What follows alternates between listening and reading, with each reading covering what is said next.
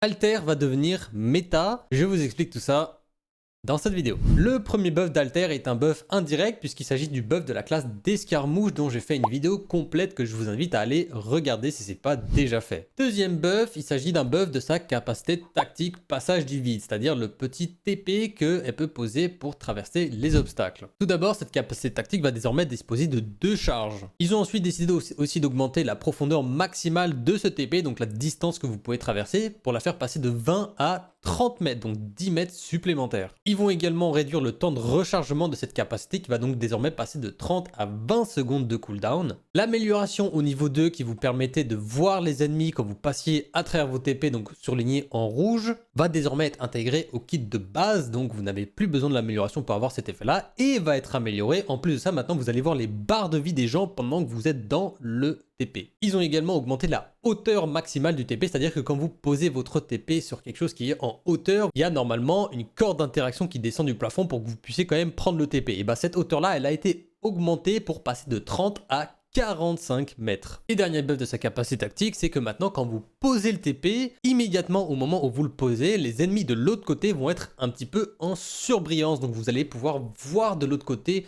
de vos TP si des ennemis vous y attendent. Le troisième buff d'Alter est par rapport à sa capacité ultime Nexus du vide. Son ultime va désormais être réutilisable, c'est-à-dire qu'une fois que vous avez posé votre capacité ultime, que vous allez l'utiliser. Avant c'était à utilisation unique. Maintenant, au bout de 30 secondes, vous allez pouvoir réutiliser la même capacité ultime. Deuxième changement sur sa capacité ultime, c'est que maintenant, vous allez pouvoir avoir 2 ultis posés simultanés, ce qui avant était donc une amélioration au niveau 3, donc en shield de violet, va être maintenant intégré dans son kit de base. Et troisième gros changement sur sa capacité ultime, c'est que maintenant, quand vos alliés sont à terre, vous pouvez vous-même activer la capacité ultime pour ramener vos alliés vers vous. Et dernièrement, elle a reçu des buffs au niveau de ses améliorations.